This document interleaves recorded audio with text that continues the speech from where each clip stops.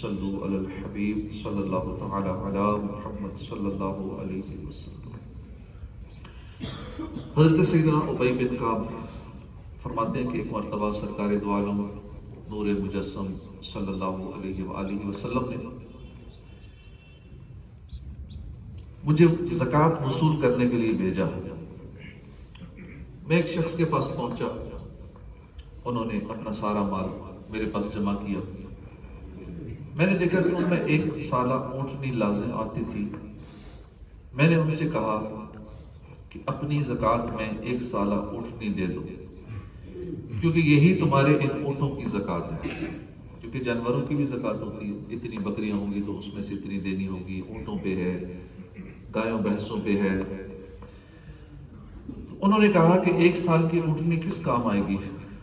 نہ تو سواری کا کام دے سکتی ہے، نہ دودھ کا۔ یہ دیکھیے یہ طاقتور اونٹنی ہے، موٹی تازی، آپ یہ لے جائیے، چھوٹی نہ لے کے جائیں، بڑی والی مہنگی والی اچھی اونٹنی لے کے جائیں۔ میں نے کہا میں ہرگز ایسی شے نہیں لوں گا جس کا مجھے حکم نہیں فرمایا گیا۔ ہاں البتہ حضور تمہارے قریبی ہیں، اگر تمہارا دل چاہے تو حضور کی خدمت میں حاضر ہو کر خود اسے پیش کر دو، اگر حضور قبول فرما لے تو میں لے لوں گا۔ انہوں نے کہا ٹھیک ہے۔ وہ اسی اونٹنی کو لے کر میرے ساتھ چل پڑے۔ جب ہم حضور کی خدمت میں پہنچے تو انہوں نے عرض کی یا رسول اللہ صلی اللہ علیہ وسلم، آپ کا قاصد میرے مال کی زکوٰۃ وصول کرنے کے لیے میرے پاس آیا، اور خدا کی قسم اس سے پہلے کبھی مجھے یہ سعادت نصیب نہیں ہوئی کہ حضور نے یا آپ کے قاصد نے میرے مال کو ملاحظہ فرمایا ہو۔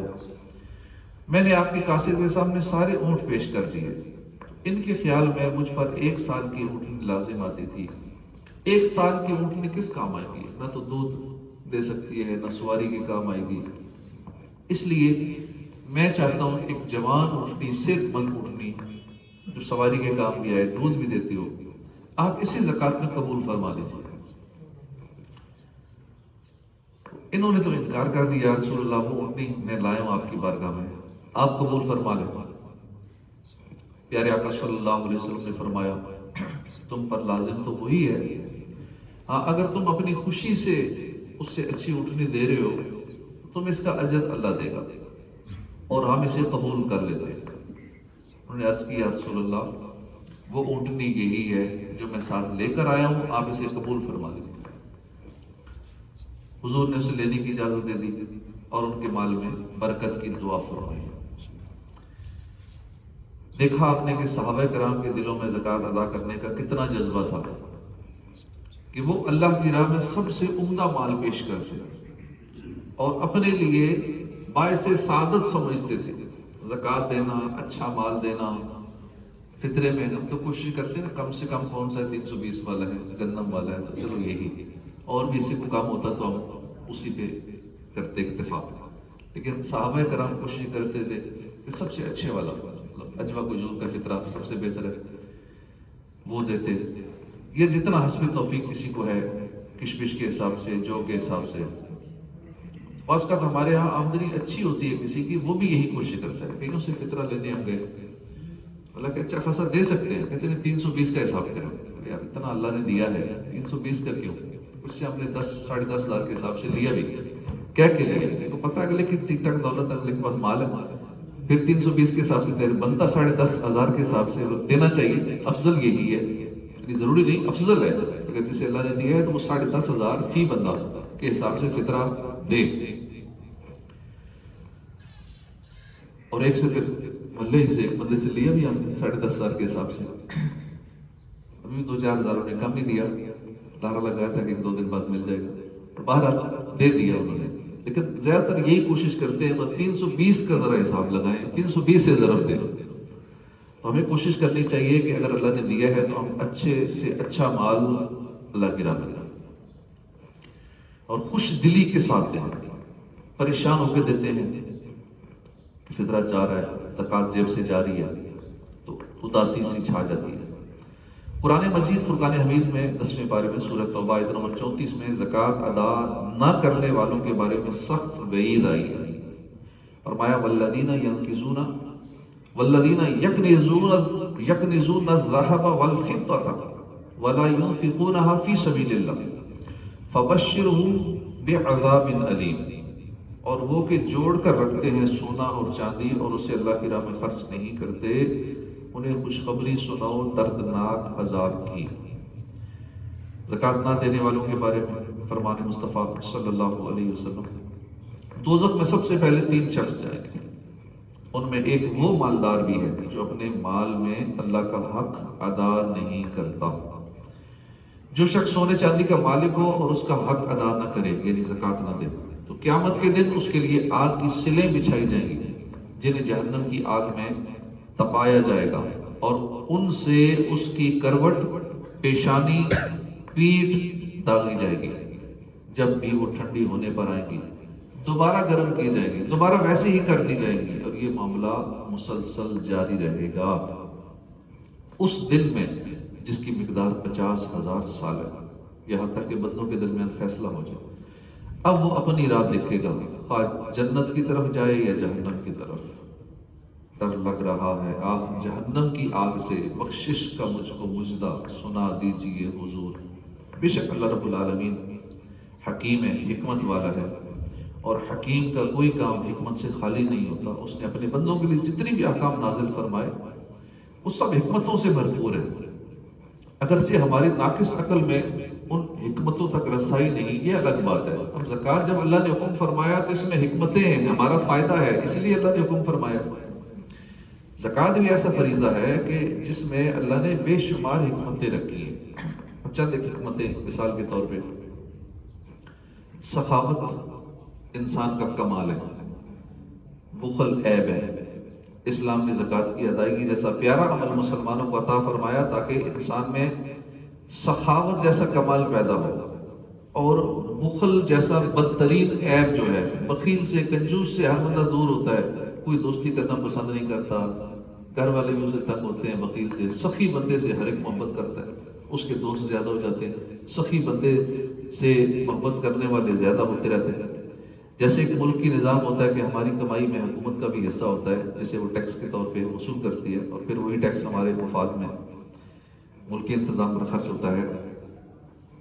بلا شبہ ہمیں مال و دولت اور دیگر تمام نعمتوں سے نوازنے والی ہمارے رب ہی کی پیاری ذات ہے، اور زکوٰۃ اللہ کا حق ہے جو ہمارے ہی غرباء پر خرچ کیا جاتا ہے۔ رب چاہتا ہے تو سب کو مال و دولت عطا فرما کر غنی کر دیتا، لیکن اس کی مشیت ہے کہ اس نے اپنے ہی بندوں میں بعضوں کو امیر، بعضوں کو دولت مند کیا، بعضوں کو غریب رکھا، اور امیروں یعنی صاحب نصاب پر زکوٰۃ کی ادائیگی لازم کر دی تاکہ اس سے امیروں اور غریبوں میں پیار، محبت، باہمی امداد کا جذبہ پیدا ہو، اور اللہ کی نعمت سارے مل بانٹ کر کھائیں، اس کا شکر ادا کریں۔